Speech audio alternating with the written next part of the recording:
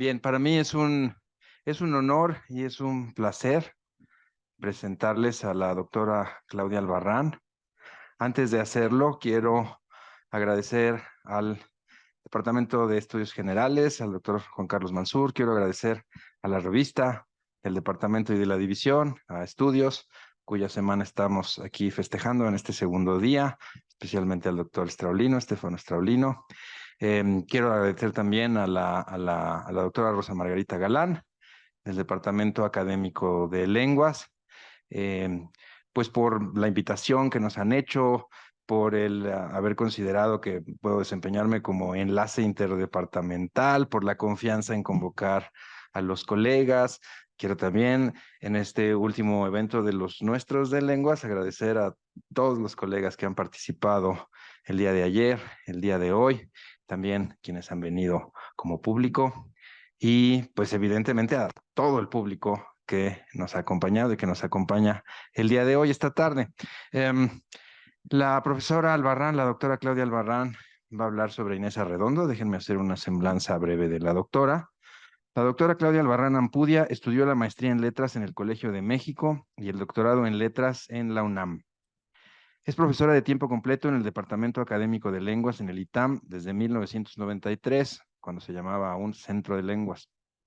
Es autora de, entre otros libros, Luna Menguante, Vida y Obra de Inés Arredondo, coautora de varios libros como el Diccionario de Literatura Mexicana, siglo XX, Guía Práctica de Redacción, Narradores Mexicanos en la Transición de Medio Siglo, 1847-1968, y Herramientas para Escribir Bien, Nociones Básicas. También realizó la investigación bibliográfica de la obra reunida de Inés Arredondo en 2 volúmenes, Cuentos completos y Ensayos.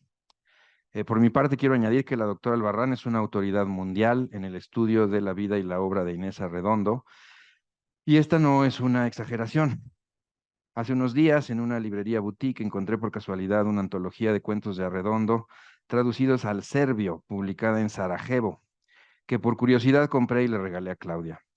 Ni ella ni yo entendemos una palabra de serbio, pero encontramos en el epílogo del libro que el traductor la citaba como la estudiosa de referencia sobre la escritora sinaloense. Le cedo la palabra entonces a la doctora Albarrán. Bienvenida. Gracias y gracias por el elogio. Bueno, pues ya lo dijo Gabriel, mi compañero y mi amigo. Gracias, Gabriel, por invitarme. Quiero decirles que es la primera vez en 32 años que vengo dentro de la propia universidad en la que llevo justamente 32 años.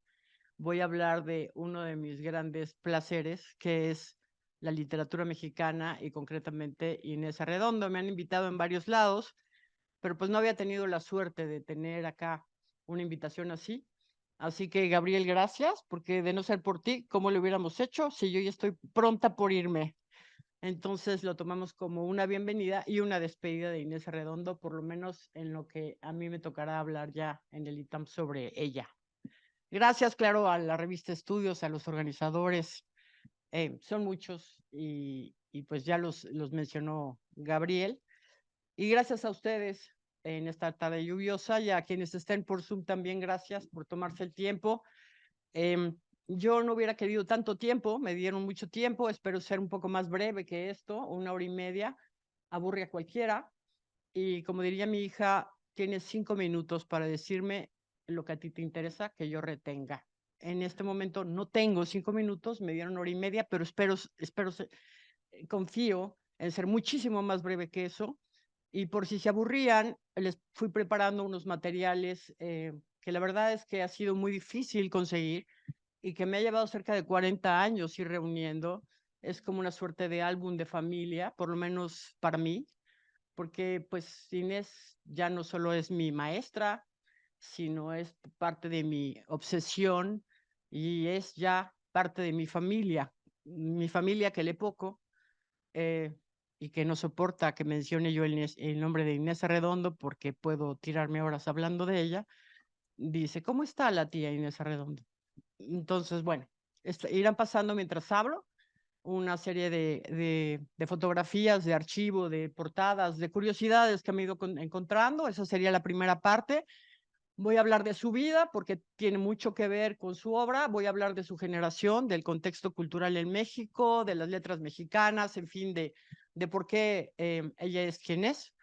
La segunda parte voy a hablar de su obra, de las temáticas que la recorren. Son varios cuentos, entonces es un poco difícil hacer un hilo conductor, pero traté de hacerlo. Gabriel me va a ayudar a todo esto. Y luego vamos a hacer una entrevista a Inés y una entrevista en las que ustedes van a participar. Y luego pues vendrán las preguntas y las quejas hacia mí con todo gusto, ¿sí? Ahí nos podemos demorar el tiempo que quede. Voy a leer, primero porque estoy mala del estómago y porque de la garganta, no del estómago, y del estómago también. Voy a leer un poco más despacio. Si voy lenta, me dicen, ando mal de la garganta, ¿sí?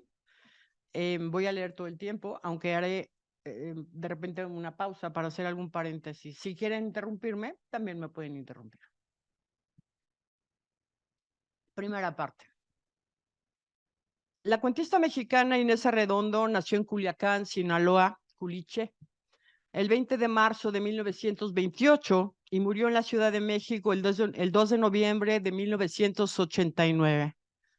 Su nombre completo era Inés Amelia Camelo Arredondo, pero borró su segundo nombre, Amelia, y tachó el apellido de su padre, Camelo, para honrar a su abuelo Francisco Arredondo, a quien ella llamaba Papá Pancho, prolongando con ello la ascendencia de su madre, que fue hija única. Así el padre perdió el apellido y la madre lo mantuvo. Muy de Inés.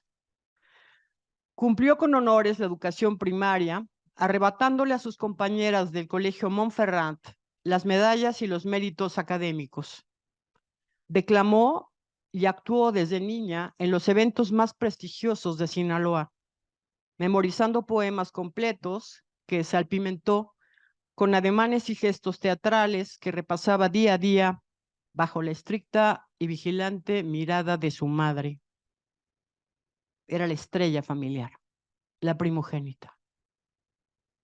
Luego renegó del bullicio de su casa, rebosante de hermanos, porque interrumpían su silencio y le impedían concentrarse en la lectura. Encontró refugio en El Dorado, una hacienda azucarera venida a menos para entonces, pero en la que solía pasar sus vacaciones, cobijada por las historias de apogeo que su abuelo Papá Pancho recreaba por las noches y que ella mitificó en sus cuentos como una única manera de reinventar su historia y trazar las líneas de su destino personal. Asistió secretamente a la Universidad Autónoma de Sinaloa mientras sus amigas intercambiaban raspados y besos con los adolescentes de Culiacán. Ante la oposición de sus padres de que viviera lejos de su casa, encontró el apoyo firme y el financiamiento seguro, de nuevo, de Papá Pancho, para vivir en Guadalajara mientras continuaba sus estudios. En la casa de huéspedes que ocupó durante los años en los que estudió la preparatoria, olió la soledad y comprendió que había un mundo más doloroso, pero también más profundo y verdadero, que contrastaba con la realidad fingida que había comenzado a intuir durante su infancia, cuando se encerraba en su cuarto para devorar la serie de volúmenes de la colección austral. Se le había regalado su abuelo, Papá Pancho, cuando cumplió 8 años y leyó cada uno de los libros de la colección. Con el piloto Juan Manuel López sostuvo una larga relación y por primera vez supo que podía ser amada, adorada incluso, que dejarse querer no es un pecado, aunque uno corre el riesgo de volverse diosa. Recorrió las calles de Culiacán de la mano de ese novio, orgullosamente enfundada en un traje de piloto, cabeza erguida, mirada dirigida hacia el cielo, lentes de aviador colocados sobre la frente, casaca condecorada en el pecho, pero no quedó satisfecha. Dudó, lloró, rumió calladamente sus inseguridades. Se rebeló contra las enseñanzas de las monjas del colegio Montferrat, que la querían para ella, y dejó de asistir a la misa diaria. Perdió la timidez y la vergüenza, y de nuevo consiguió que se cumpliera su deseo de vivir y de estudiar fuera de Culiacán para venir a radicar a la Ciudad de México. Ingresó a la licenciatura de Filosofía en la UNAM en 1947, en donde leyó a los existencialistas y convivió con los exiliados españoles. Un fuerte conflicto espiritual la empujó a abandonar la filosofía y a buscar otros caminos menos sinuosos, como el arte dramático primero y la biblioteconomía después. Continuó tratando de espantar sus viejos fantasmas éticos y morales, e imposibilitada para seguir confiando en los valores tradicionales, asistió con fanática regularidad a conciertos y a charlas sobre arte y literatura. Culiacán le había quedado ya muy chico. Se inscribió al fin a la licenciatura en Letras Hispánicas, en donde conoció a sus mejores amigos, la mayoría escritores, que más tarde integrarían la llamada generación del medio siglo, que la admiraron por su inteligencia, por su mirada profunda y por sus frondosas piernas, desde luego. Al cabo de un tiempo perdió la fe, pero encontró la compañía del poeta Tomás Segovia, quien se volvió su interlocutor, su promotor literario y su primer esposo. Con él tuvo 4 hijos: Inés, José, que murió apenas nacer, Ana y Francisco. Francisco, el poeta. Obtuvo una beca del Centro Mexicano de Escritores de 1961 a 1962, otra de la Fairfield Foundation de Nueva York en 1962, y vivió un tiempo en Montevideo, Uruguay, en un intento por superar sus problemas matrimoniales. Regresó a México en 1964, ya separada de Tomás Segovia, con los 3 niños a cuestas, y tuvo que emplearse en infinidad de trabajos menores. Tuvo una papelería, una planchaduría, que apenas le dejaban tiempo para escribir. Se casó por segunda vez en 1972 con el médico Carlos Ruiz, quien desde entonces y hasta su muerte sería su guardián de cabecera. A lo largo de su vida, Inés Arredondo sufrió agudas crisis que la llevaron 2 veces al psiquiátrico, además de intentos de suicidio y 7 cirugías. 5 de columna, otra provocada por una oclusión intestinal y una más leve a causa de un problema ocular. Pasó sus últimos días recluida, deambulando entre la habitación y la sala de su departamento, oscilando entre la lucidez y la confusión, siempre sostenida por analgésicos y por antidepresivos, y murió una noche tibia y silenciosa, como cualquier persona, recostada en su cama, mientras miraba la película del Canal 11 en la televisión. Escribió 3 libros de cuentos: La Señal, en 1965, Río Subterráneo, en 1979, que obtuvo uno de los más importantes premios mexicanos, el premio Javier Villaurrutia, y Los Espejos, en 1988. Ella murió un año más tarde. También escribió el relato para niños que se llamó Historia verdadera de una princesa, en 1984, y un conjunto de textos autobiográficos, de reseñas literarias y un puñado de ensayos. Uno de ellos extenso y brillante, dedicado al poeta Jorge Cuesta, de quien ella era profunda admiradora.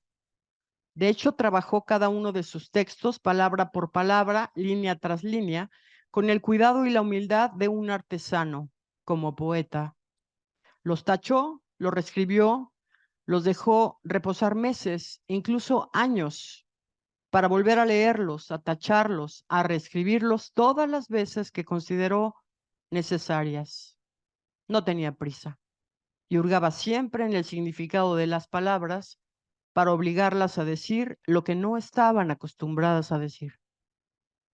En los años más duros, cuando su cuerpo se volvió casi un estorbo, dejó la máquina de escribir y se aferró a una tablilla de madera sobre la que colocaba las hojas de papel Revolución. No había computadoras, no había Google, en las que garabateaba pausadamente las historias de sus relatos, las frases de sus reseñas o de sus ensayos, que su esposo Carlos Ruiz o su hija Ana Segovia o alguna amiga le ayudaban a transcribir más tarde para que ella pudiera leerlas y enmendarlas, leerlas y enmendarlas, leerlas y enmendarlas, en un ejercicio permanente de obsesiva pulcritud y perfección.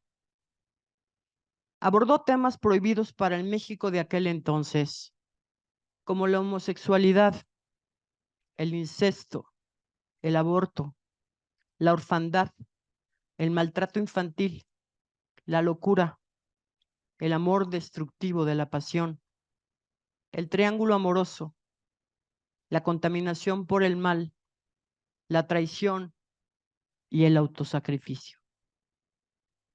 Entre la somnolencia y los escasos ratos de vigilia que marcaron varios momentos de su vida, siempre consiguió reponerse, desplegando en sus relatos un mundo adolorido que no le era ajeno, un universo de seres solitarios, despostillados, enfermos, mutilados, que pululan, a veces puros, a veces contaminados, a veces santificados, a veces endemoniados, por el mapa de ese Eldorado de su infancia, que era imaginario también, y que le sirvió de escenario para sus historias, unas historias que ella construyó como se siembra un árbol con otro árbol, camino por camino, sabiéndose creadora de un nuevo, aunque terrible Edén, una metáfora sobre el origen y la caída,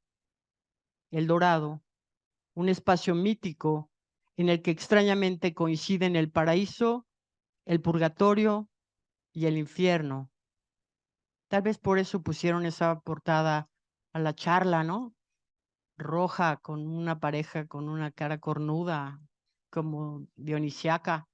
Inés la habría roto al primer momento. Su color era el lila. Inés supo que crear era cosa de locos y no obstante, se abandonó furiosamente a la creación literaria porque sabía que solo allí encontraría la paz de la razón.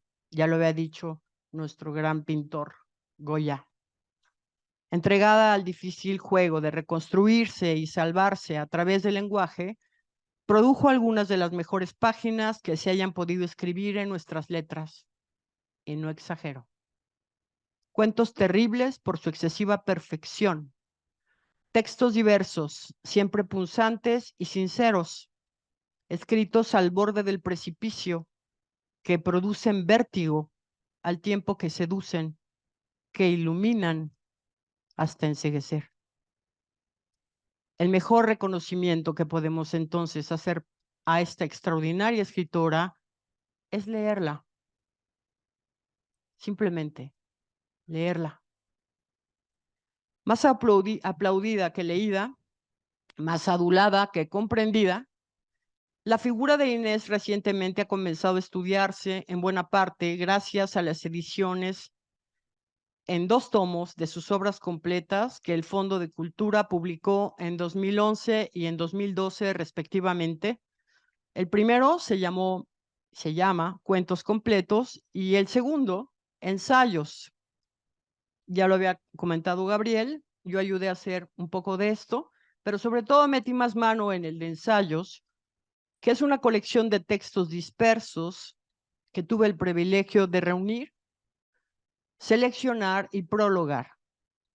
De estos textos que se quedan en los periódicos y que nadie vuelve a ver, ¿no? Y es que en realidad, tanto la vida como la obra de Arredondo forman parte de un mito semejante al de Frida Kahlo.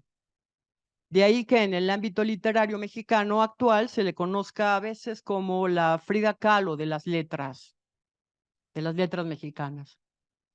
Algunas de las razones que nos permiten explicar ese desconocimiento o desinterés de los lectores por su obra durante varias décadas nacieron de las propias características de sus cuentos. Se trata de una obra escueta, compuesta por 37 relatos que integran sus 3 libros y entre cuyas fechas de publicación existió un largo periodo de silencio de entre 14 y 10 años, respectivamente. Una obra que demanda de sus lectores sensibilidad, inteligencia y una postura activa para comprender lo que ahí se narra y que a la fecha aún resulta difícil para un público poco exigente o habituado a una literatura ligera. Porque se trata de una obra escrita desde la lucidez, rumiada por una inteligencia feroz y extremadamente autocrítica, que no acepta tropiezos ni otorga concesiones.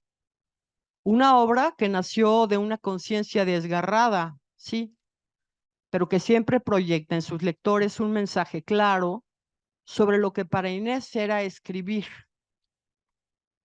Escribir.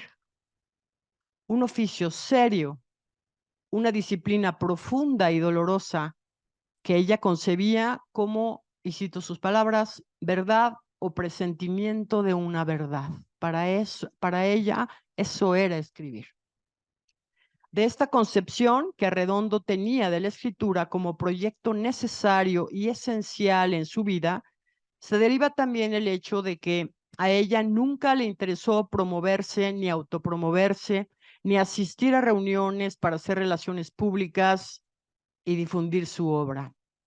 Todos sabemos que para lograr que una obra se publique hay que ir a muchas comidas, muchas cenas, beber muchos tragos, estar con gente que uno no quiere. Ella no quiso y así le fue. Las ediciones de La Señal y de Río Subterráneo tuvieron que aguardar varios años para publicarse y una vez agotados los ejemplares, hubo que esperar que editoriales universitarias o financiadas por el gobierno se animaran a publicarlos de nuevo. Esto, sin duda, mermó el interés de ese un puñado de lectores que había entrado en contacto con sus cuentos y seguramente debió impedir también que otros tuvieran la oportunidad de acercarse a su obra.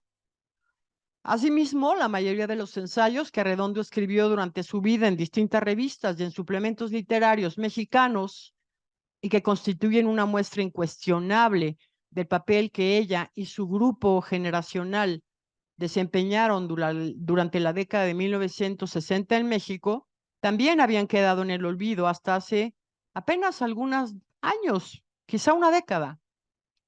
Esto, supongo, contribuyó a dispersar y diluir aún más el valor de Inés, ya no solo como escritora, sino como promotora de la cultura en nuestro país. Porque no debemos olvidar que Inés perteneció a la llamada generación de medio siglo, y particularmente a lo que se ha llamado el grupo de la Revista Mexicana de Literatura en su segunda época, del 59 al 65, que estaba integrado por escritores como su propio marido, Tomás Segovia, Huberto Batis, Juan García Ponce, Juan Vicente Melo, Salvador Elizondo y José de la Colina, entre otros, que no solo desarrollaron una obra creativa propia, sino una labor crítica sobre distintos campos artísticos, teatro, cine, pintura, música y literatura, y un importante papel dentro del ámbito de la traducción. Inés no solo escribía cuentos, reseñaba, criticaba, traducía, corregía la revista, y no esa, sino más, y daba charlas. Y no ella solo, sino todos los demás. Esta labor creadora y crítica abrió nuevos caminos a la literatura mexicana durante los años 60, a sus posibilidades temáticas y estilísticas, y a una concepción de al quehacer literario basada fundamentalmente en las nociones de calidad y universalidad. Lo habría dicho Cuevas cuando todo estaba en boga sobre la novela de la Revolución Mexicana y todo lo que rodeó esto, que fue una corriente que predominó durante prácticamente medio siglo de nuestra cultura. Cuevas decía, vamos ya a pasar este muro de nopales, como diciendo, basta de consumir mole, tequila, nopales y música ranchera. Vamos a escribir más de lo que somos como personas. En términos generales, el perfil de la generación a la que Inés perteneció puede dibujarse a partir de algunos aspectos que enumero brevemente porque les va a cansar. Denme una página y pasamos a otra cosa. 1. La adopción de una postura contraria a las tendencias nacionalistas de los años 40, sustentada en el cuestionamiento de los presupuestos de la Revolución Mexicana y en la denuncia de las promesas revolucionarias incumplidas por parte del gobierno. 2.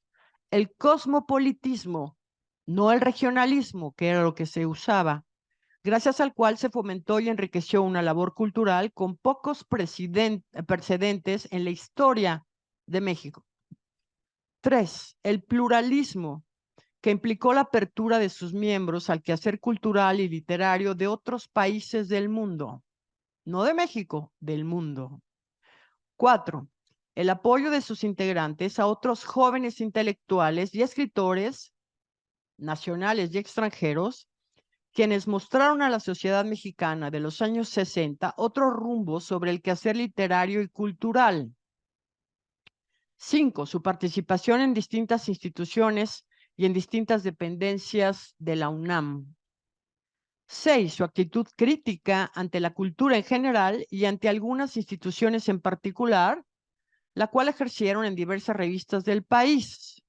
Todos escribían en Universidad de México, Revista Mexicana de Literatura, Cuadernos del Viento, Snob, La Palabra y el Hombre y otras, además de los suplementos México en la Cultura de novedades y La Cultura en México de siempre. 7. Y último, el apoyo que recibieron de diversas editoriales mexicanas como la Editorialera, Joaquín Mortiz, la Universidad Veracruzana y claro, de la propia UNAM como difusión cultural, por solo citar algunas de estas cosas en común. Dicen que en México, si uno no es una mafia, no se puede hacer nada. Esto lo demuestra. Láncense solos a hacer algo por sí mismos y a ver si lo consiguen. Ellos sabían que no. En síntesis, podemos decir que los miembros de esta generación no solo compartieron los mismos intereses y anhelos, una misma vocación crítica y una decidida voluntad de hacer, sino que junto a esos intereses y voluntades afines, hubo también una serie de instituciones y publicaciones literarias que en gran medida promoverían y facilitarían su integración como grupo. El grupo de la generación del medio siglo, mejor conocida como el grupo de la Revista Mexicana de Literatura o de la Casa del Lago. ¿Sí? Así el contexto. Vamos pues entonces a entrar a la charla un poco de ¿qué escribió Inés? ¿Qué temas le interesaban a Inés? Y ahí me va a ayudar mi querido Gabriel. ¿Estamos? Parte 2. Respecto a las características de la obra de Inés, cabe comentar que de los cuentos que ella escribió, la mitad son narrados por mujeres. ¿Qué quiero decir con esto?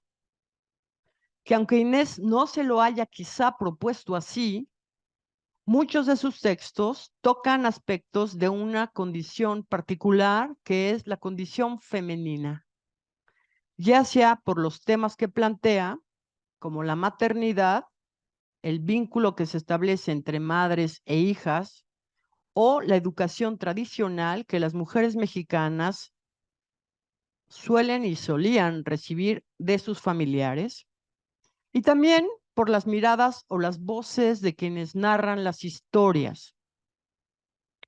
Pero hay que tener cuidado con esta afirmación que podría llevarnos a encorsetar la obra de Inés, a observar solo algunos árboles, sacrificando la visión global del bosque. En sus relatos hay también muchos otros hilos temáticos que exploran problemáticas comunes tanto para hombres como para mujeres, que hablan de la condición humana en general y que no podemos dejar de mencionar, aunque sea de manera muy superficial.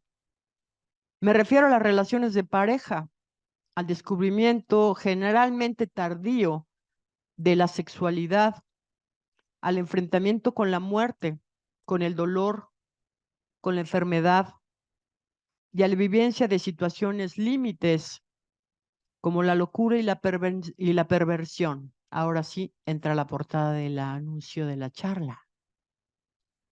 Las circunstancias que confrontan los personajes de Arredondo son tan variadas que sería imposible delimitar en este momento todos sus rasgos distintivos. Por eso, lo que me propongo hacer es señalar algunas características y actitudes comunes solamente de los cuentos y de las mujeres, las que tratan sobre mujeres, que son casi todos. En este sentido, lo primero que hay que decir es que en los cuentos de Inés, las situaciones no tienen valor en sí mismas, sino que están ahí para obligar a los personajes femeninos a reaccionar de una buena vez y para siempre. Los cuentos son, en este sentido, crónicas de una metamorfosis, fotografías tomadas en el momento preciso de la encrucijada, previa al cambio de actitud. Son retratos de un instante fundamental y definitivo que cambiará el rumbo de sus protagonistas. Y es que cuando los retratos inician, la vida de las mujeres generalmente es anodina, tranquila. Todas ellas parecen estar habituadas a una cotidianeidad que no cuestionan ni modifican. Se hallan acomodadas a un mundo sin aristas ni sobresaltos, protegidas por una especie de capelo que las cobija y las protege también de las amenazas del mundo exterior. No se trata precisamente de una vida mediocre o de una vida triste, al menos no en todos los casos. Algunas mujeres son infelices por motivos ajenos a ellas. Otras sufren el abandono, la infidelidad o la incomunicación con sus parejas, y algunas más transitan inocentemente por la vida, rodeadas de amigos, de seres que dicen quererlas, y en ambientes rebosantes de una naturaleza prodigiosa que parece reconfortarlas. Sin embargo, y esto sí es común en la mayoría de los cuentos, en un momento dado y por diversas razones, las certezas que las cobijaban se quiebran, dejándolas a la intemperie y sin protección. Es entonces cuando llega el momento de la revelación, de la caída o de la elevación, de la confrontación consigo mismas, de situarse frente al espejo para mirar un rostro distinto al que tenían antes de esa experiencia, a veces dolorosa, a veces gratificante, a veces ambigua y sin adjetivos. Pareciera que Inés les hubiera puesto una trampa para obligarlas a elegir entre la espada y la pared, cuestionando en ellas su posición y su carácter, esa supuesta estabilidad o inocencia inicial de la que la mayoría solía hacer gala al comenzar los relatos. Algunos fragmentos tomados de dos narraciones dan cuenta de este cambio de estado, si es que podemos llamarlo suavemente así. Al iniciar su discurso, antes de que Luisa, personaje de uno de los cuentos más archicitados y antologados de Inés, que se llama La Tsunamita, que por cierto está tomado de un pasaje del Antiguo Testamento. También se encuentran cosas terribles en el Antiguo Testamento.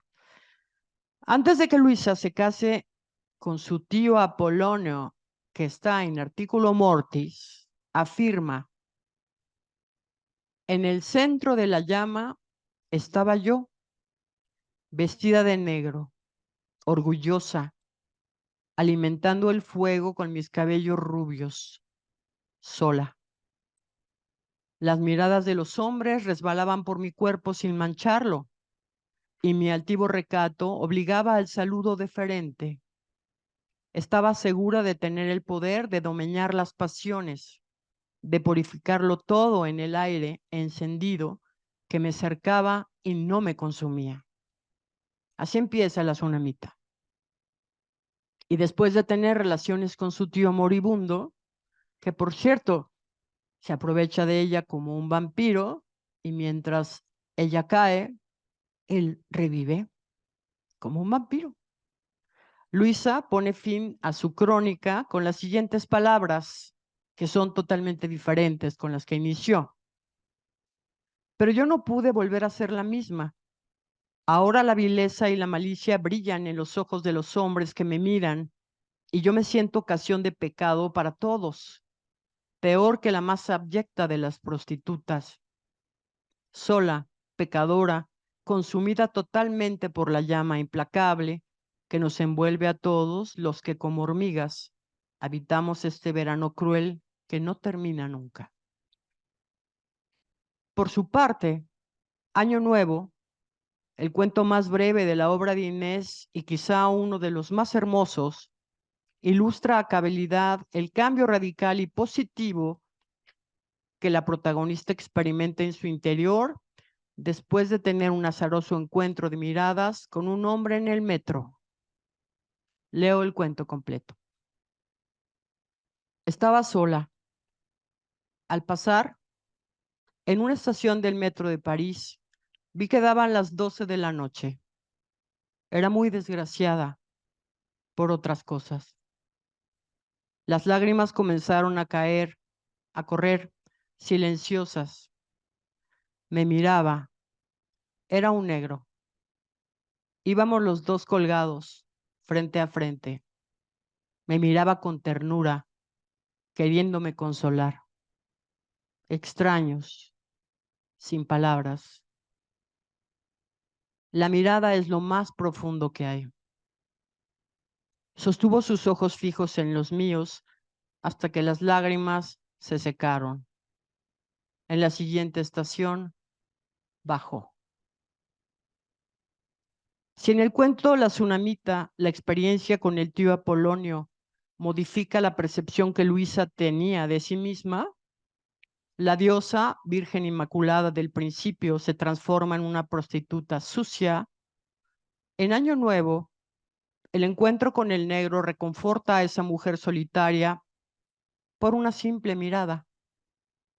Se trata de situaciones y circunstancias radicalmente distintas, es cierto, pero que comparten un elemento común. Ambas mujeres quedan marcadas definitivamente después de la experiencia. Otra característica común a las protagonistas de Inés es su falta de temor, el coraje que a veces las impulsa a seguir viviendo una vez pasada la tormenta. Es cierto que muchas de ellas ni siquiera imaginan lo que les sucederá y aceptan lo venidero como una imposición del destino. Es cierto también que algunas producen un cambio de condición por despecho, por pasión o por puro instinto de supervivencia, pero en realidad podemos decir que ninguna evita lo que tiene que sucederle. Por el contrario, una vez fuera del capelo que las protegía, la mayoría se lanza a la aventura como si fuera ese el último acto de su vida, como el jugador que apuesta todo su dinero a un único número de la ruleta. En muchas de sus protagonistas no caben pues las dudas ni las vacilaciones, y después de las metamorfosis pasan de la inocencia o la mediocridad que las caracterizaba a la maldad o al éxtasis, como si entre estas dos actitudes tan opuestas no medieran fronteras. Son de pronto y sin anuncio más apasionadas que las pasiones, más perversas que la misma perversión. Ignorancia, irracionalidad, sumisión a las fuerzas de un destino, inexperiencia, tedio, rebeldía. No, o al menos no en la mayoría de los casos. Sus actitudes nos remiten más bien a una propuesta fundamental para Inés Arredondo, que no hay blancos ni negros, verdades absolutas, vidas y rostros definidos, creencias ni ideas fijas. La pureza y la impureza, el bien y el mal, la sombra y la luz, el orden, el caos, son una misma y la mismísima cosa. La serpiente se muerde la cola y nadie puede decidir ni juzgar cuándo comienza o termina el blanco. Se trata entonces de una literatura movediza que se desplaza del terreno de los grises, en los claros oscuros, en los medios tonos, entre la penumbra y la sombra. Por eso, uno de los leitmotivs de las protagonistas de los cuentos es la necesidad de ser, de existir, aunque sea en la ignominia. En todas estas mujeres hay también otra característica compartida, la soledad como condición existencial, un estado tan doloroso como insuperable, connatural por el simple hecho de haber nacido, pero que se ve doblemente agudizada por los otros seres que la rodean y que de nuevo adquiere infinidad de matices, como el aislamiento, el desarraigo, el abandono, el exilio interior. Y es que a pesar de los efímeros contactos que las mujeres tienen con los demás personajes, podemos decir que los hombres, padres, maridos, amantes, novios, son figuras estigmatizadas, tachadas, ironizadas en la obra de Inés. Las mujeres no solo padecen a los hombres como se padece una enfermedad, sino que las causas, las ciernes de sus cambios de actitud, gracias Marta, muchas veces están determinadas y motivadas por ellos. ¿Les suena? Los relatos en la sombra, atrapada, sombra entre sombras, son solo ejemplos del poder que la mirada de los hombres, o mejor dicho, su ausencia, ejerce sobre las mujeres. La protagonista de En la sombra afirma constantemente, la cito, yo no era más que un papel arrastrado por el viento. Y más adelante, él me veía y no me miraba, ni siquiera podía distraerse para darse cuenta de que yo sufría. Estaba ensimismado, mirando en su fondo un punto encantado que lo centraba y le daba sentido al menor de sus gestos y a cuyo alrededor giraba el mundo, un mundo en el que yo no existía. Y se autonombra, gusano inmolado, menos que nadie. O bien, la adolescente del cuento Sombra entre sombras, una chica de 15 años que no recibió de su madre la menor educación sexual y a quien Hermilo Paredes compra para casarse y realizar en ella todas sus perversiones. Y que al final del cuento la protagonista no solo aceptará, sino que incluso propiciará en una suerte de autosacrificio placentero que la reconforta con el mundo de estiércol que habita. Cito las palabras con las que la protagonista pone fin a su crónica y que coincide con el último cuento que Inés publicó. Este es el fin del último cuento que Inés publicó. Ahora tengo 72 años. Samuel, apenas 59. No tengo dientes. Solo puedo chupar y ya no hago nada para disimular mi edad.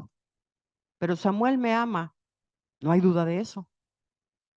Después de una bacanal en la que me descuartizan, me hieren, cumplen conmigo sus más abyectas y feroces fantasías, Samuel me mete a la cama y me mima con una ternura sin límites. Me baña y me cuida como una cosa preciosa. En cuanto mejoro, disfrutando mi convalecencia, hacemos el amor a solas. Él besa mi boca desdentada, sin labios, con la misma pasión de la primera vez, y yo vuelvo a ser feliz. Mi alma florece como debió de haber florecido cuando era joven. Todo lo doy por estas primaveras cálidas, colmadas de amor. Y creo que Dios me entiende. Por eso no tengo ningún miedo a la muerte. Por su parte, relatos como Estío, Canción de Cuna, El Árbol y Estar Vivo comparten un rasgo común. Las protagonistas, madres solteras, viudas, divorciadas, no cuentan con el apoyo de los hombres. La ausencia de la figura masculina en estos cuentos algunas veces va acompañada del establecimiento de un cierto vínculo secreto entre las madres y sus hijos o hijas, de la alteración de los roles familiares.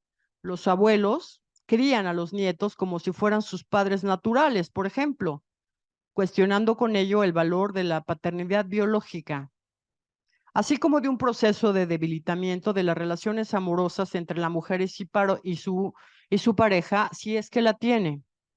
Los hijos son, las más de las veces, el pretexto perfecto para que los padres biológicos se vayan de casa en busca de otros cuerpos. También son un estorbo en las relaciones de pareja, y el aborto parece ser la única solución que tienen las mujeres para retener a su lado a sus respectivos novios, amantes o maridos. En el cuento Atrapada, Ismael le dice a su esposa, después de que ella ha sufrido un aborto,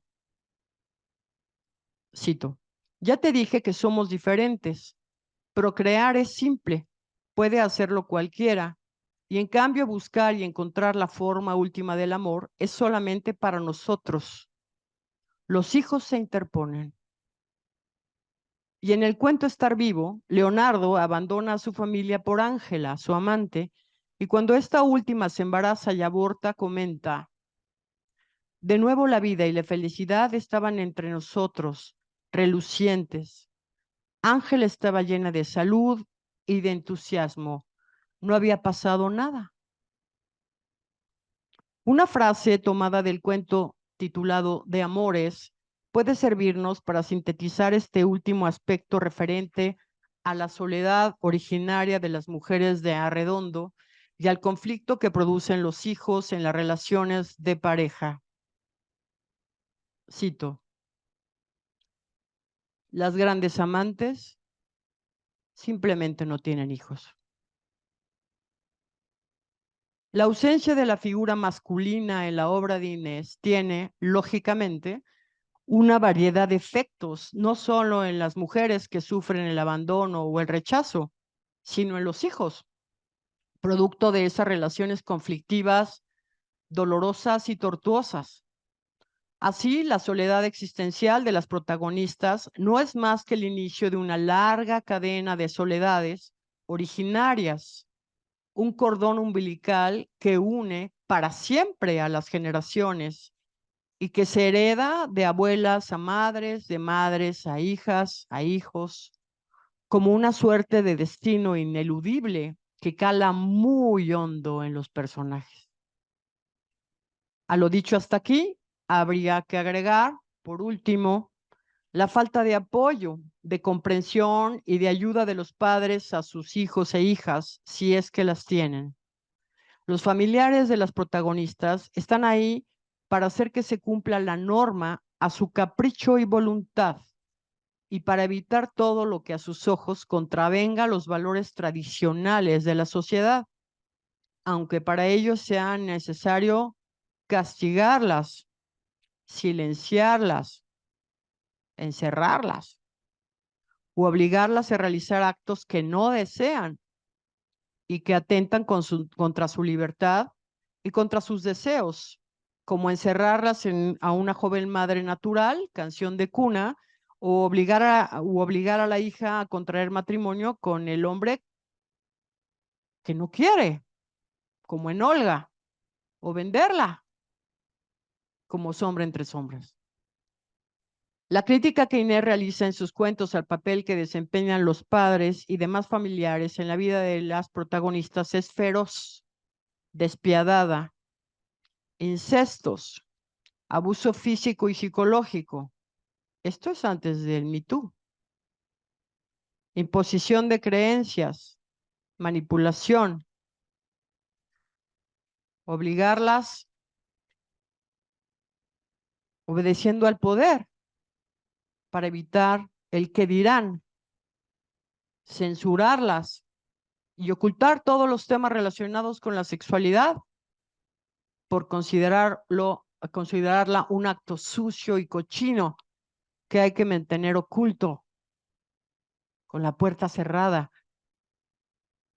No obstante, todas estas limitaciones, y ya voy a acabar, que Arredondo desgrana en sus cuentos, la mayoría de sus protagonistas logran salir de ese mundo estrecho y consiguen abrir sus alas, al menos durante un instante.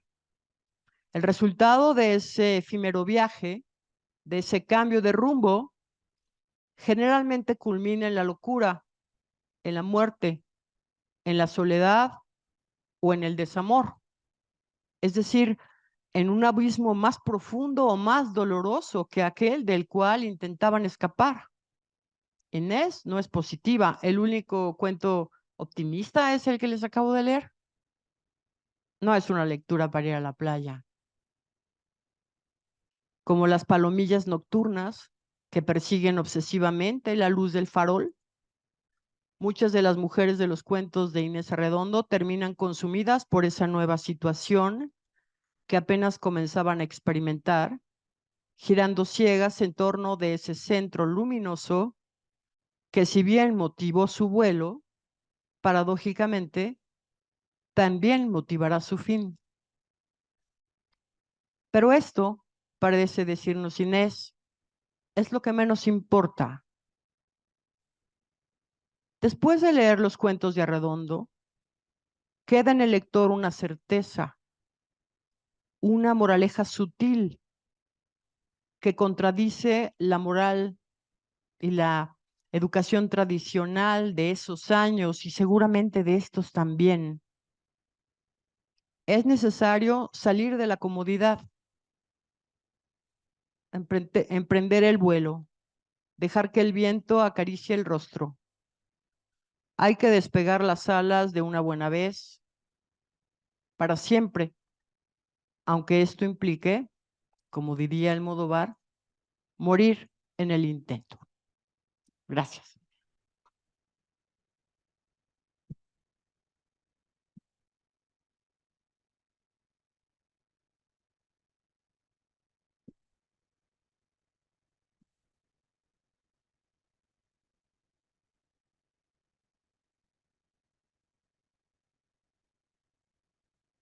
Bien, para la tercera parte de la conferencia vamos a necesitar los dos micrófonos. Te lo voy a retirar un momentito. Voy a necesitar que el profesor David me ayude llevando el micrófono a las personas que van a participar. Ah, bueno, y si en Zoom tienen que... Lo pueden poner también en... Voy a volver a Pues, compartir Q&A. la pantalla. Primero hay una serie de preguntas a la escritora Ah, ok. que yo voy a coordinar y después ya habrá preguntas a la conferencista. Denme un segundo, por favor. Perdón, David, Sí, ¿está ahí está share compartiéndose el audio? El audio sí. El audio sí, entonces Pantalla, ¿quieres compartir? voy a poner audios. Ah, espérame, no sé. Espérame, no te había entendido. No sé cómo se dice. Ahora van a oír a Inés. Igual share, después share sound.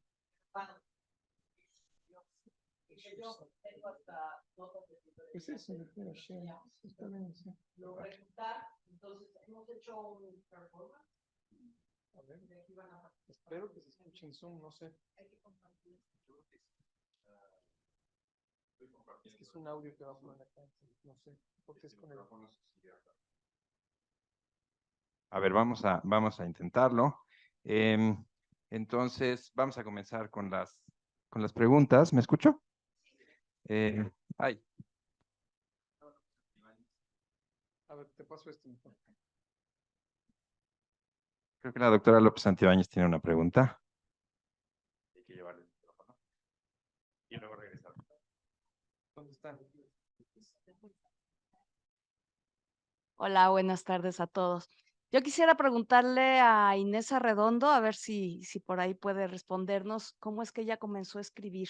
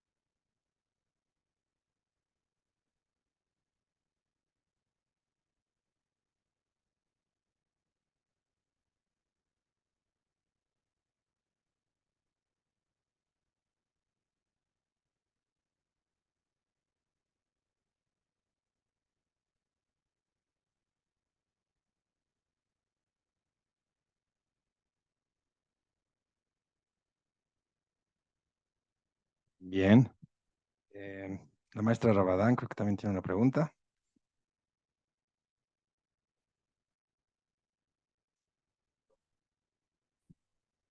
Sí, yo tengo otra pregunta para ti, Inés.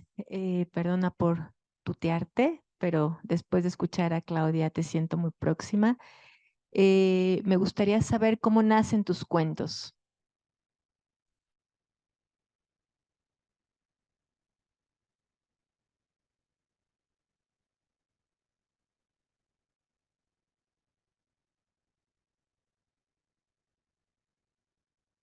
Vamos a la pregunta. Sí, es que no se está escuchando en Zoom, entonces ya vienen a ayudarnos. A ver, pongo dejar de compartir y después. Share screen. ¿Dónde está? Aquí está. Ahí es. Es que no se deja. Desde el comienzo no se dejaba.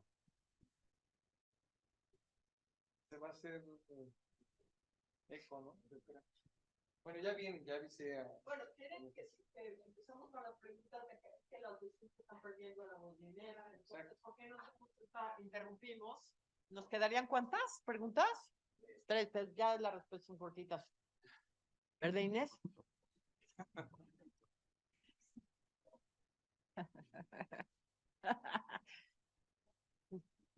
No sé si tienen preguntas.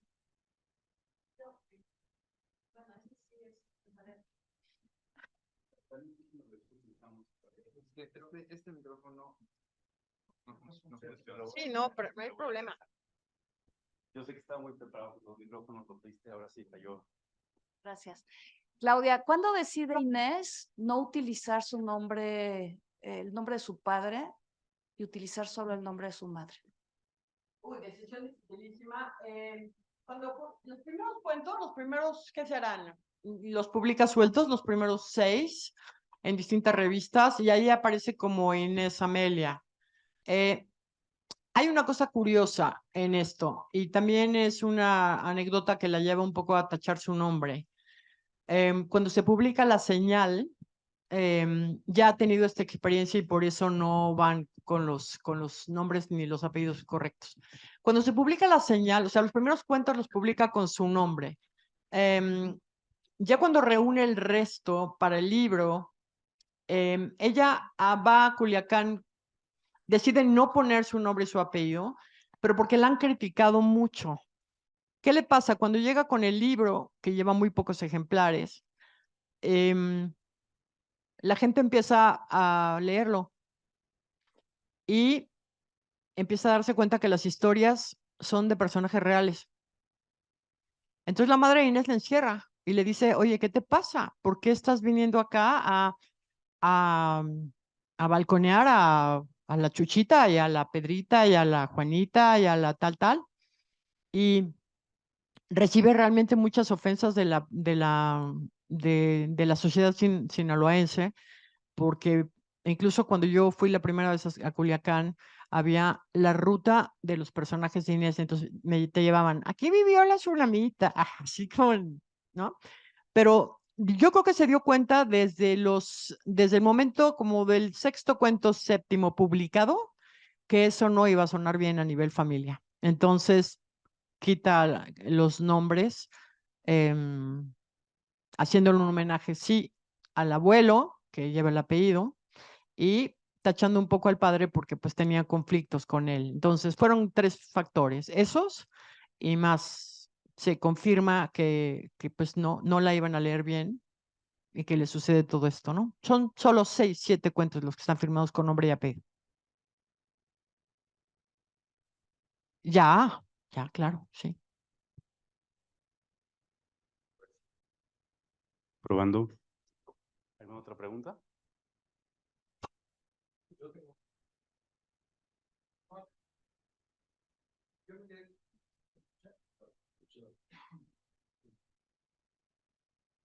Yo me quedé con la curiosidad de que mencionaste que su color era el lila. Entonces, quería saber cómo se sabe.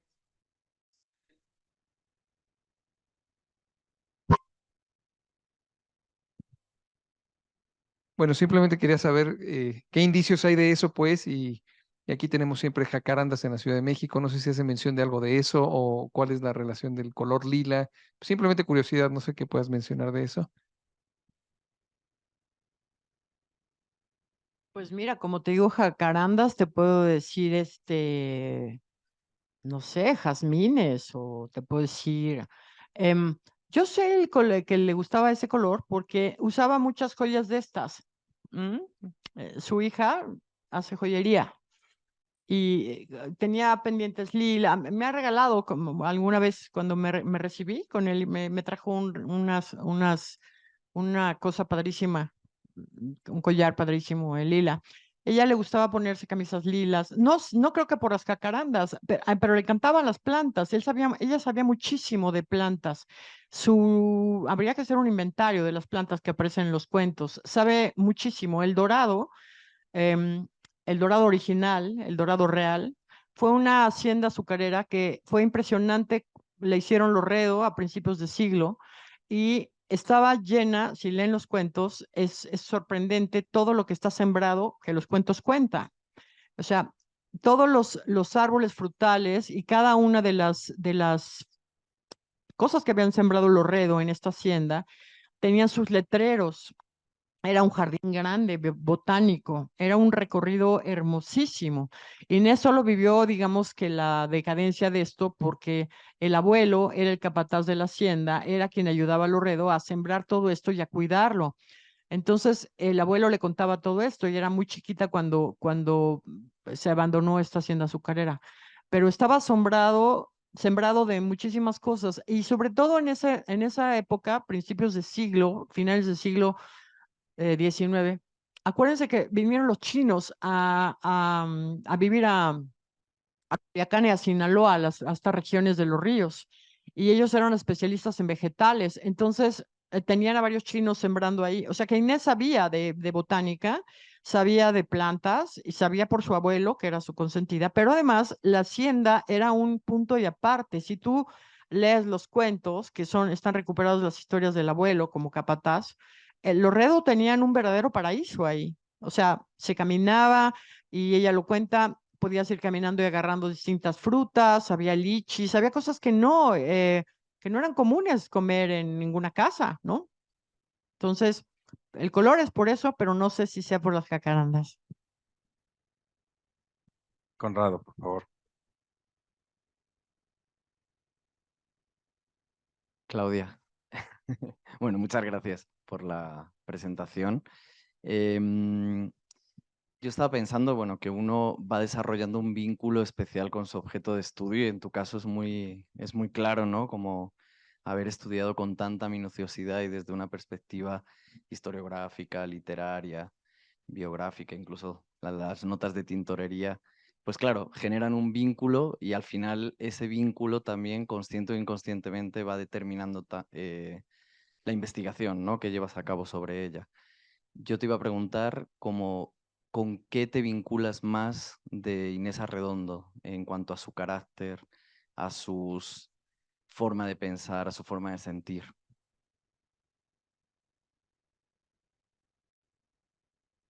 Wow, pues qué pregunta del millón. Yo no conocía a Inés. Murió antes de que la conociera. A mí lo que primero me atrajo de Inés fue el cuento Río Subterráneo. Yo rentaba una casa en Valle de Bravo y no había nada que leer ahí, solo había 3 libros. Y uno de ellos era un material de lectura de la UNAM que tenía solo el cuento Río Subterráneo, un folletito. Y lo leí y quedé espeluznada porque mi gran miedo en la vida es enloquecer. Todavía hoy podría yo tener cualquier enfermedad, pero perder la cabeza, enloquecer, esa no me gustaría que me tocara. Y cuando yo leí ese cuento, dije, no puede ser, porque es una familia que enloquece por contagio, como si fuera el COVID. La enfermedad se va transmitiendo. Y es una correspondencia, una carta que le escribe una de las que enloquece a su sobrino diciendo, no vengas aquí al lugar de los ríos, porque si vienes, vas a enloquecer. Y la tarea que se ponen en esa casa, que es una casa artesonada, totalmente encerrados, la tarea que se ponen, al primero que enloquece, la tarea que le ponen es construir una escalera. Construir una escalera, crear. Creo que es una solución magnífica. Entonces, este hombre lo que hace a lo largo del cuento es crear esta escalera para no enloquecer. Inés estuvo internada, tuvo muchas crisis y lo que hizo fue escribir para no enloquecer. Entonces, si algo me atrajo a mí de Inés fue primero eso. Y en segunda, me enseñó a escribir. Porque cuando tú lees a los grandes, pues algo se te queda. Por lo menos tratas de averiguar qué alquimia hay ahí. Si yo trajera mi obra completa de Inés, no se puede leer. Creo que la he leído más de 80 veces. Está marcada con distintos colores. Yo tengo fragmentos copiados. Una gran escritora, por lo menos al calcar sus pedazos, al leerla, al ver la intención, lo que te transmite es que se puede hacer algo con las palabras. Entonces, todas las proporciones guardadas, todísimas las proporciones guardadas. Primero entré porque, pues, es un miedo que he tenido yo siempre, y ella lo retrata muy bien ahí. Y dos, porque ella utilizó ese recurso como una herramienta para esto que justamente es mi pánico en la vida. Y tres, porque me enseñó a escribir alguien que sabe escribir. Entonces, al leer, algo se te pega.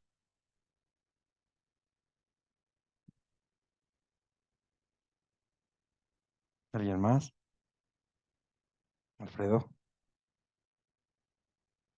Muchas gracias, Claudia.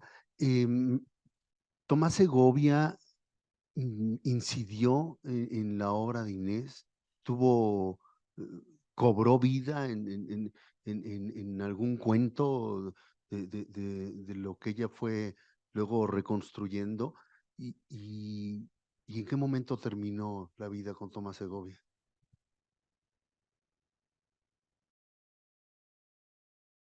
Pues eso es un poco parte del chisme. Tomás Segovia tuvo muchísimo que ver. Tomás Segovia fue el que le quitó el primer cuento a Inés y fue el que la llevó a la primera revista. O sea, yo creo que Inés no hubiera publicado su primer cuento si Inés no lo hubiera si Tomás no lo hubiera ayudado, si no lo hubiera. Tomás la ayudó muchísimo para empezar. Para empezar. Tomás era un gran promotor, era un gran mentor, era un tipo muy brillante como poeta, como ensayista, estaba en todas partes Tomás y ella era su mujer. Lo malo es que Inés nunca firmó, sí, los cuentos que llevó Tomás a las revistas pues, se publicaron, pero por ejemplo Inés hacía la revista de Mexicana de Literatura, Tomás era el director y ella no firmaba nada, hacía una chamba negra. Luego Tomás pues era muy guapo y además poeta y además hablaba bien bonito. Entonces tuvo una secuela de novias, ella lo cachó y decidieron irse a vivir a Montevideo, a Uruguay. Y él prometió que no iba a volver con nadie. Tomaron a un psiquiatra que me parece interesante porque a ella le hizo tocar el piano y a él tocar, creo que el violín o el violonchelo como terapia familiar. Inés se involucró mucho en el piano y él no le gustó el instrumento mucho. Y cuando Inés se dio cuenta, se había llevado a una de las novias a Montevideo. Así que, pues ni modo. Lo abandonó, lo botó, se regresó y Tomás fue muy mal padre en ese momento porque la dejó ir y en fin, luego se fue a París. Él siguió siendo muy brillante, pero Inés ya no dependía de él. ni económicamente, ni literariamente, ni nada. No le hizo mella, no le metió el pie, sería el colmo, ¿no? Pero al principio la impulsó. En sus cuentos no está Tomás, o sea, no es que digas tú, TS, ay, ahí está Tomás, ¿no? Pero pues está, o sea, todo lo que despotrica contra los hombres que, o sea, no sé, leí solo unos fragmentos, pero pues, ¿cómo es? Te digo Juan para que entiendas Pedro, ¿no? Creo que Tomás debe haber tomado esto como, Tomás, tomado, esto como, pues algo personal, quizá, no sé, yo ese chisme no lo sé. Tomás nunca me quiso dar ninguna entrevista, nunca, nunca. Por escrito, por correo, por te veo, porque alcanzo, porque voy a Madrid, porque nunca. Murió en Madrid con varias novias después, ¿no? Y Inés se hizo cargo de los niños durante bastante tiempo. Y ya, como pasa con los que ella denuncia, ¿no? Cuando ya son grandecitos y son divertidos, 15, 14 años, entonces vengan para acá. Y entonces Tomás tenía un departamento solo de soltero, y pues ya entonces los chavos que pues, estaban más grandecitos, pues ya los trajo para acá a vivir con él. Y pues los chavos adoraron al papá, ¿verdad? Pero quien se echó la manutención de los niños fue Inés.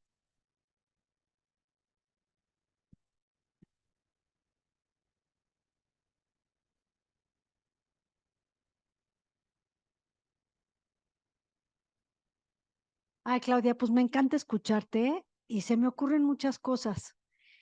Esta parte de, sobre todo, que te preguntó Conrado, que con qué te identificas, me hizo pensar que justo en el coche venía escuchando que hoy es el Día Internacional de la Enfermedad Mental, y en el estudio que se han hecho, sí son contagiosas, vaya, sí se contagian. El tú estar en contacto con alguien que padece una enfermedad mental, te tienes que proteger, ¿no? Entonces esta parte de la escalera me hizo a mí muchísimo ruido, porque dije, sí es cierto, necesitamos, porque decían que justo de cada 5 personas, 3 padecen ansiedad, ¿no? Cómo han aumentado las enfermedades mentales, sobre todo la ansiedad. Y pensé como muchas escaleras, ¿sabes? Como yo hoy he pasado mucho tiempo en el coche y realmente es muy fuerte. O sea, y eso que hay segundo piso, me equivoqué de salida, tienes que ir viendo el celular. Entonces, mentalmente uno acaba realmente agotado. Y entonces, ¿cómo encontrar una escalera que puede ser ir a un parque, ir a un bosque, ir, que hay, ¿no? Existen en la ciudad. Y entonces, te escucho y me encanta, ¿no? O sea, me gusta mucho escucharte y se me ocurrieron como muchas cuestiones que trabajar a nivel escaleras. Me encanta pues, escucharte sobre Inés. Sí, es como conocer a Inés. Esto que hicieron de escuchar la voz de Inés me parece lindísimo. Para mí es como tecnológicamente hablando súper novedoso. Y felicitarte, la verdad, maravilloso. Oye, Claudia, una pregunta rápido. ¿Y tú qué opinas, eh, tomando en cuenta cómo es la literatura de Inés Arredondo, tan introspectiva, tan sensitiva?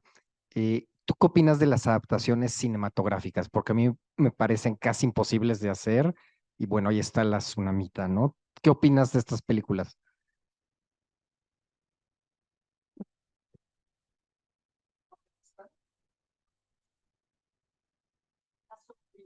Así, o sea, ¿cómo reflejas en el, digo, yo creo que hay cineastas magníficos que te hacen realmente entrar a esta dinamismo interior, o sea, hoy hay ejemplos notables de cómo te involucras, ¿no? Psicológicamente amorosamente, es decir, bueno, nada más falta que tú estés ahí, ¿no? O sea, muchos recursos magníficos del cine francés, del cine canadiense, no sé, del propio Hollywood, que de repente dices, bueno, ya me salpicó la sangre acá, yo estoy en el asesinato, o sea, ¿no? Pero las adaptaciones que hicieron de la obra de Inés realmente los hizo el Grupo Nuevo Cine en los 60, 70, en blanco y negro, o sea, muy pocos recursos realmente. Es una literatura que, si bien es realista, hay mucho hacia adentro. Entonces, lo que hicieron fue poner primero un cine muy lento, o sea, escena por escena, ves a la sonemita caminar casi que toda una tormenta y 40 minutos después la ves sentarse, o sea, como que otra dinámica, otra... A Inés tampoco le gustaron nunca las adaptaciones de sus cuentos, solo hubo dos, no le gustaron. Y a propósito, Piri, muchas gracias por tu intervención. Piri es una amiga mía de la infancia, de hace miles de años, y yo le agradezco que haya venido hasta acá porque bueno, y sobre todo su comentario. Sí, claro que hay muchas escaleras, nada más hay que encontrarlas. ¿Hay alguna otra pregunta? Yo quisiera que en algún momento regresáramos a las preguntas a Inés, con la disculpa a las personas de Zoom, pero antes de ello, ¿alguien quiere preguntar otra cosa? ¿Alguno de nuestros estudiantes? ¿De nuestras estudiantes? Tenía este estilo que decía ella que le decían que era un estilo rimbombante. Si se fijan, ahí está muy lenta la voz. Como que arrastra la lengua. Ahorita te doy la fecha exacta. Ahorita te la doy. Pues sí. ¿A quién le va a preguntar? A Inés.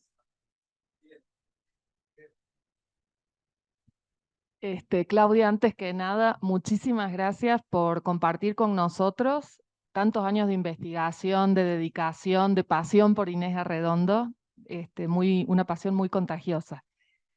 Y le quisiera preguntar a Inés, así casualmente, ¿cuál es su opinión acerca de la literatura mexicana? Yo creí que existía, al fin, una literatura mexicana profesional cuando leí a Rulfo y Arreola.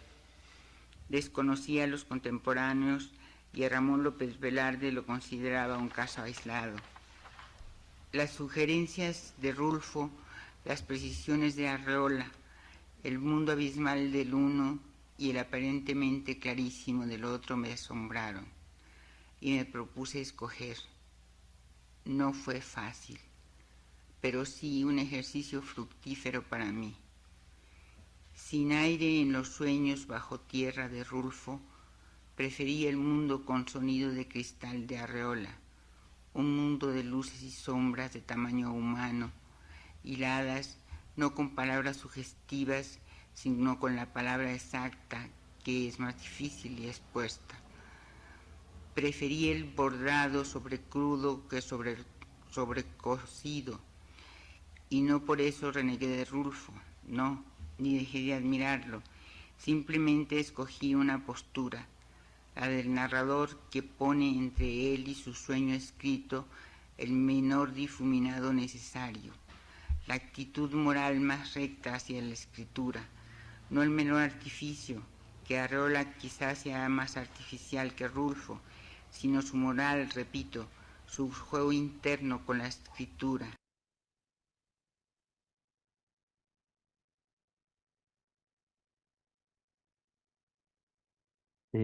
Oye, Inés, y yo te quería preguntar, sin ánimo de ser demasiado indiscreto, pero bueno, ya que estamos un poco en confianza, ¿cuáles son para ti las 3 mejores novelas mexicanas? Para mí las 3 mejores novelas mexicanas son Pedro Páramo, El Apando y La Obediencia Nocturna de Juan Vicente Melo, por desgracia poco difundida.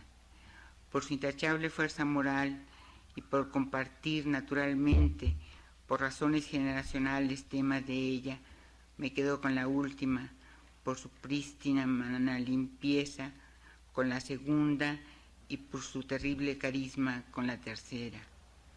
Sé que estoy hablando de más, que no se me pidió confesarme tan abiertamente, pero cuando no se posee la retórica, hay que recurrir a la sinceridad. Fondo es forma, y para mí, cuanto más estrecha es la moral estética de una obra, esta es mejor. No se trata, pues, de influencias directas, digamos, en el estilo de un escritor, sino de su postura entre la perceptiva, la moral literaria y los autores que nos formaron.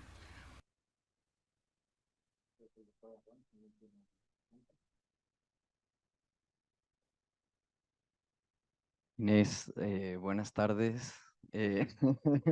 Aunque no prefieres a Rulfo, nos sentimos un poco como en Pedro Páramo y te queremos preguntar ¿cómo escribes? El trabajo de un escritor de ficción no es considerado como tal para todo el mundo, comenzando con la propia familia. Es un gustito, una facilidad que se tiene para contar historias que aparentemente no cambian nada, que aparentemente también en el fondo no tienen más importancia que la de ver el apellido tribal en letras de molde o puesto en un texto en otro idioma. Hablando de mí, esta impresión llega a extremos alarmantes, porque escribo reclinada sobre mi cama, a mano, con una letra infame, en papel revolución, sostenido en una tablita de clip, sin hacer otra cosa que escribir y fumar y escribir, sean las 10 o las 3 de la mañana. Luego, una querida amiga, paciente como ya no las hay, pasa mis engendros a máquina cuantas veces es necesario. ¿Quién puede tener respeto si hago las cosas de esa manera? Tal vez si hubiera comenzado esta charla con esta confesión, ustedes también pensarían que no valía la pena escuchar algo escrito sobre una tablita y se hubieran marchado como lo harán ahora.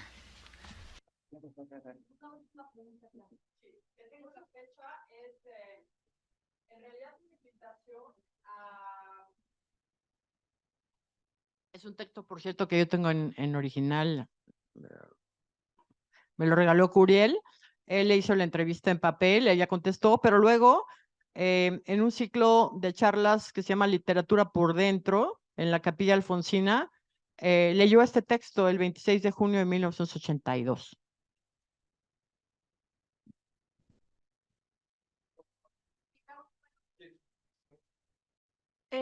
¿Esos manuscritos están en algún fondo?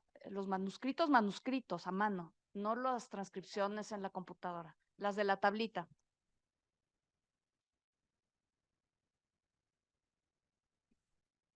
No, los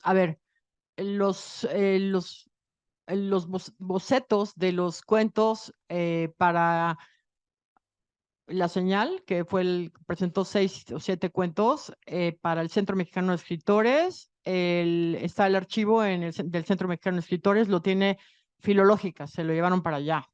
Ahí está los bocetos a máquina, no a mano. Los borradores los tiraron.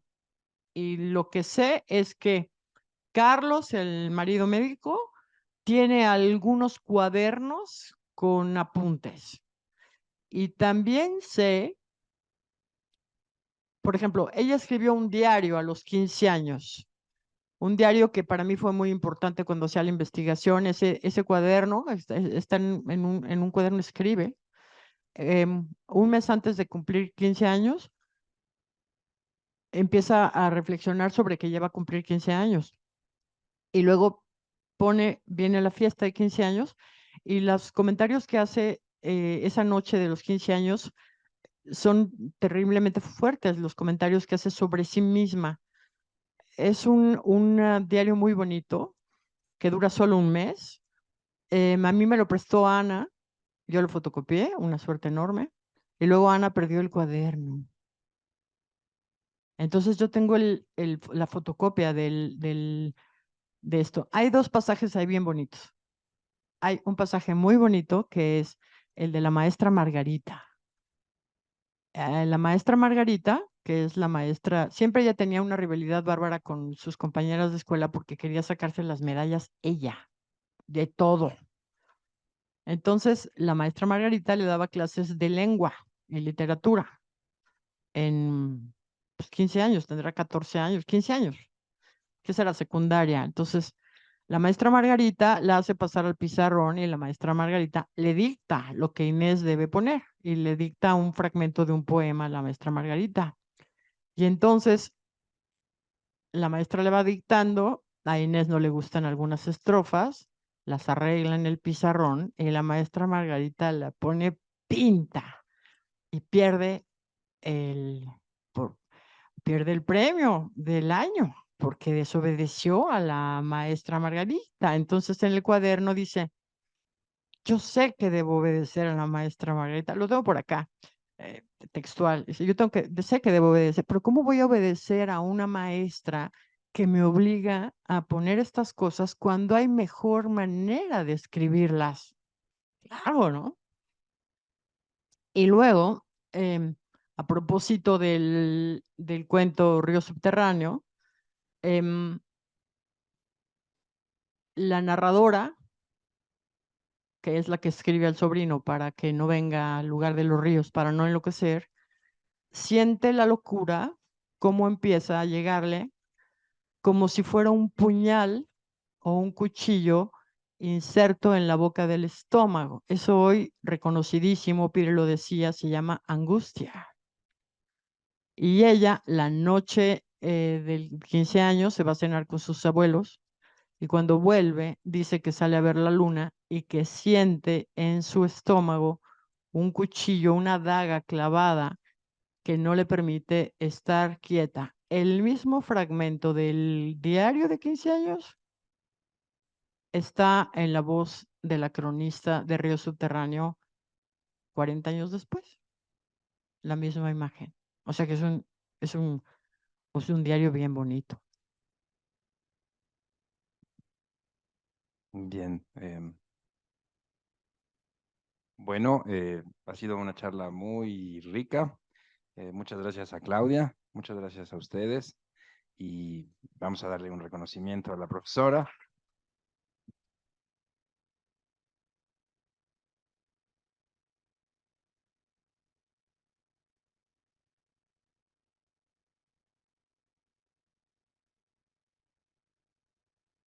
Antes de que nos abandonen, permítanme tres cosas muy rápidas, ¿no?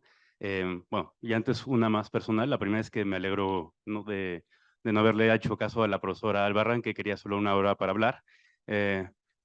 Yo quería darle 2 y creo que todavía podríamos haber tenido mucho más tema. De verdad estamos muy contentos con esta plática. Bueno, primero quiero invitarlos a seguir acompañándonos en las demás actividades de la Semana de Estudios. Todavía tenemos varias actividades, una obra de teatro el jueves, varias conferencias a lo largo de todos estos días. Esperamos verlos por ahí. Y el último tema es sencillamente, bueno, el segundo tema es ofrecer una disculpa muy rápida a la profesora Albarrán y a ustedes como auditorio por las fallas que hubo en algún momento. Estaba todo muy preparado, pero bueno, creo que se pudo resolver, así que, no, muchas gracias. Y la última, como señalaba el profesor Gabriel Astella al principio, el Departamento de Lenguas nos ha estado acompañando estos días en la Semana de Estudios de una manera muy amable, ¿no? Y muy fructífera. Hemos tenido conferencias muy ricas y muy interesantes. Lo malo de cuando se hace trabajo también es que uno espera que se repita en los siguientes años. Así que esperamos contar con el Departamento de Lenguas en lo que viene. Y por supuesto, aparte de agradecer a todos los que ya participaron con nosotros en días anteriores, otra vez especialmente a la profesora Albarrán por esta genial conferencia, ¿no? Muchas gracias.